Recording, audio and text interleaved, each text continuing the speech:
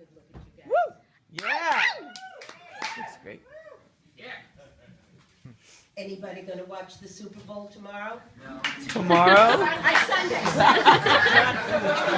Watch the Super Bowl Sunday? Yeah. You guys saw the gentleman that had bought a seat on the 50-yard line? Gave it to a complete stranger, said he had an extra seat. Asked him, how do you come to have an extra seat, such an expensive seat? He said, really, it was for my wife. She recently died. You could not find a neighbor, you could not find a close friend to take this seat? No, he said, they're still at the funeral. Unsportsmanlike behavior. Penalty on the line.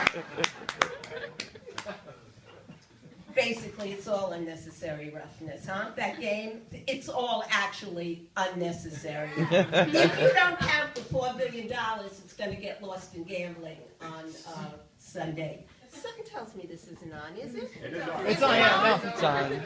It's just not loud. $4 billion getting lost in gambling. And then they tell us it's another $4 million for 30 seconds for a advertisement on that channel. That is just about enough to start a safe wind, clean air energy for half the country. Instead, we're getting head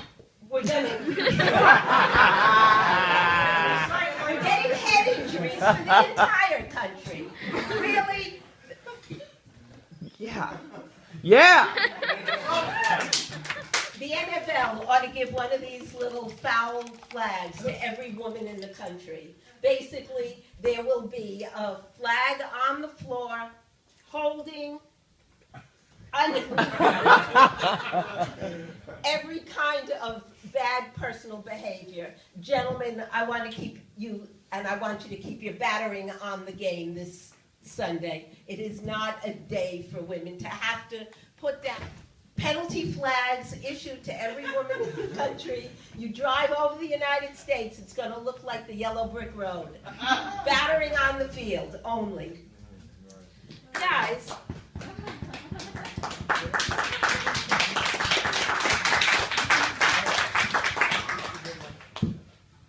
when I was a child,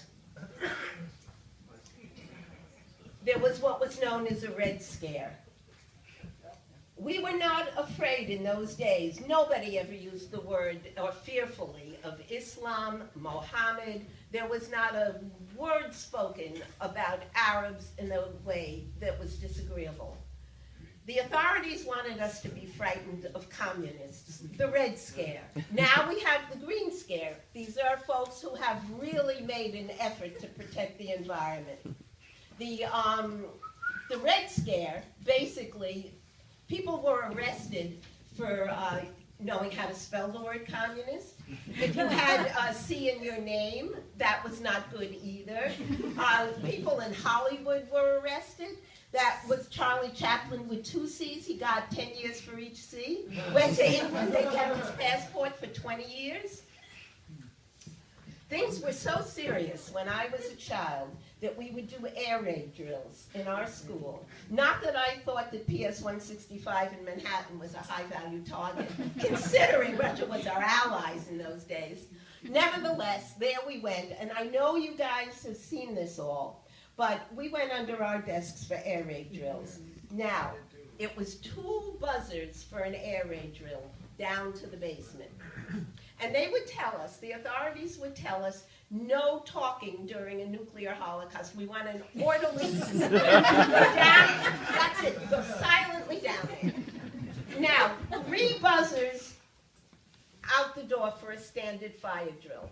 All right, this side of the room. You guys remember 2 buzzers down to the basement for an air raid. You guys remember 3 out the door for the standard fire drill. People have asked me, Joan, when was it that you first started to question authority? It's coming right now. 2 buzzers down for the air raid drill. You guys, 3 out the door. Well, at PS 165, there was a fire. 1948, I was in the 1st grade. I don't want to see anyone going like this, trying to figure it out. 1948, I was in the first grade, and there was, in fact, a fire at PS 165, and it was in the basement. And some person in authority pulled the, what's your job to remember? Two down to the, somebody, wrong, don't push 2. The fire is in the basement. Push 3 and out the door. Somebody in authority pushed 2, and we had a no-talking, orderly down to the freaking basement. And at that moment is where I learned to question authority. And by the time we finally got out of the smoke and out the door, 3 buses out the door, I had already learned to reject authority. Yeah. Woo!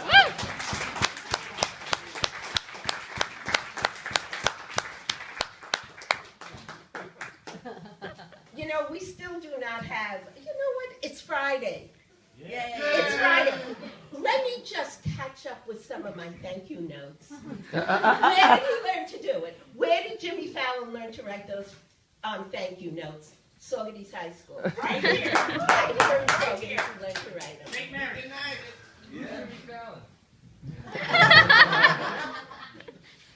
Dear cafeteria, thank you for the pick your poison salad bar.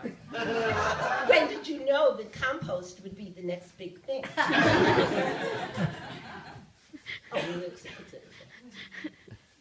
Dear lightning, thank you for striking twice and taking all our comedies to late night TV.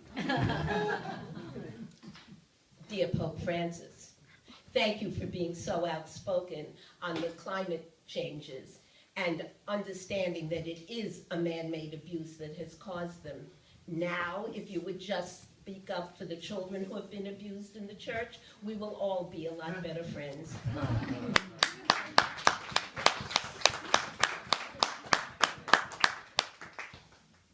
Next time, we're going to reshape the gun debate. In order to reshape the gun debate, we're going to reshape the gun for homework.